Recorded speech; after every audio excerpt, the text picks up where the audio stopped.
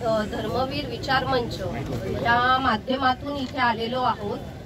महिलांचा विषय खूप गंभीर झालेला आहे।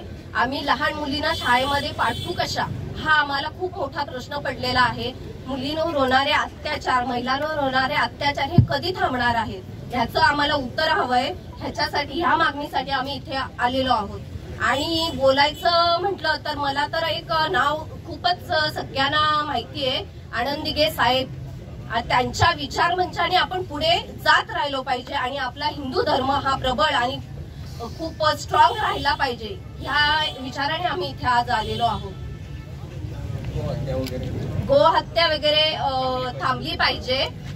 खूप तस्करी, गोहत्या खूप प्रमाणात वाढली आहे। हे कुठेतरी खूप न वाढता आपण कुठेतरी थांबलो पाहिजे, एवढंच सांगायचं आहे। आज आपण हा जो आज मोर्चा काढलाय, त्या मोर्चा निमित्त आपण हा मोर्चा इथं थांबवायचा नाही।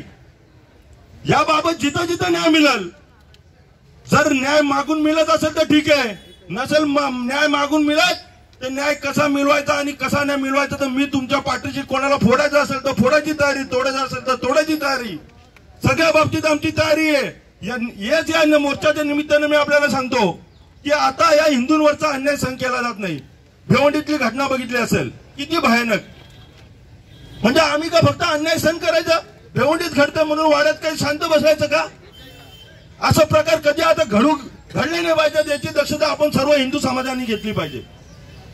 ज्याला ज्याला त्याची अवकात लगे वेळी दाखवली पाहिजे, कारण या घटना घडतात, कारण याला कुठं आला बसत नाही, त्यांच्या नांग्या ठेकल्या जात नाही, म्हणून हे मस्ती आणि मास सातत्याने सुरू आहे।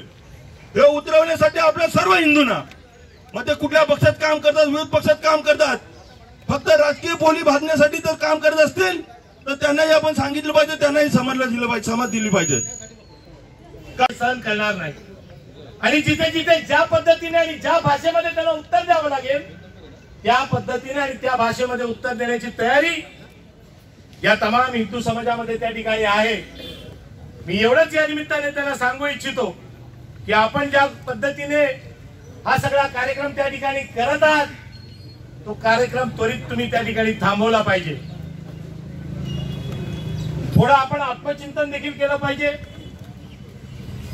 आपण कुठे त्या बाबतीमध्ये कमी पडतो की काय, या बाबतीमध्ये देखील आपण विचार केला पाहिजे। जो वंचित घटक आहे त्या वंचित घटकाला आपण आपल्यामध्ये सामावून जर घेतलं, आज हिंदू समाज, आपला धर्म या धर्मासारखा धर्म नाही। इतर राष्ट्रातली लोक, इतर धर्मातली लोक आज आपल्याकडे परिवर्तन म्हणून बघतायत आणि आपलीच लोक आज परिवर्तन स्वतःहून घडवत आहेत, ही दुर्दैवाची बाब आहे। एवढा चांगला असलेला एक सुसंस्कृत असा धर्म आपण सगळे त्या ठिकाणी त्या धर्माचे एक घटक आहोत, परंतु आपल्यामध्ये कुठली कमी आहे का हे देखील तपासणं फार गरजेचं आहे।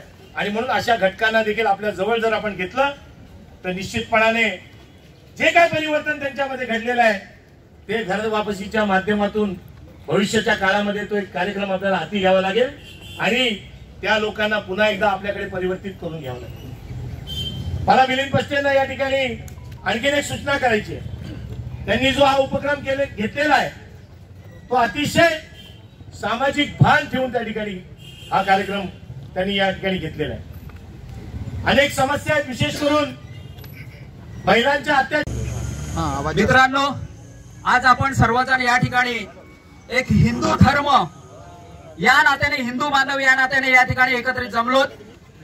कोणीतरी आपल्या या धर्मातून पुढाकार घेऊन आपल्या या हिंदू धर्माला जागा करण्याचं काम करतंय। आपल्या प्रत्येक हिंदू बांधवाचं हे कर्तव्य आहे की मी हिंदू म्हणून आपल्या या धर्माच्या रक्षणासाठी पुढे येईन। आम्ही कुठल्याही धर्माच्या विरोधात नाही, कुठल्याही समाजाच्या विरोधात नाही, पण आमचा धर्म कसा आम्हाला जिवंत ठेवता येईल, वाढवता येईल, यासाठी आम्ही या ठिकाणी जमलोत। मित्रांनो, आपल्या परिसरात हे दैनंदिन जीवन जगत असताना आपल्याला हजारोच्या संख्येने प्रश्न उभे आहेत। लाईटचा प्रश्न असेल, रस्त्याचे प्रश्न असतील, आपल्या माता भगिनींवर होणारे अन्याय अत्याचार हे असतील, आपलं जे आद्य कर्तव्य आहे, ज्या मातेला आपण 33 कोटी देव जिच्यामध्ये बघतो, त्या मातेचं रक्षण करणे आपलं काम आहे। आज आपण सर्वजण या ठिकाणी उपस्थित झालात मी धर्मवीर विचार मंचाच्या वतीनं आपल्या सर्वांचं अगदी स्वागत करतोय आणि खूप खूप धन्यवाद देतोय की आपण या ठिकाणी उपस्थित झालात. एवढं बोलून मी 2 शब्द संपवतोय. जय श्रीराम.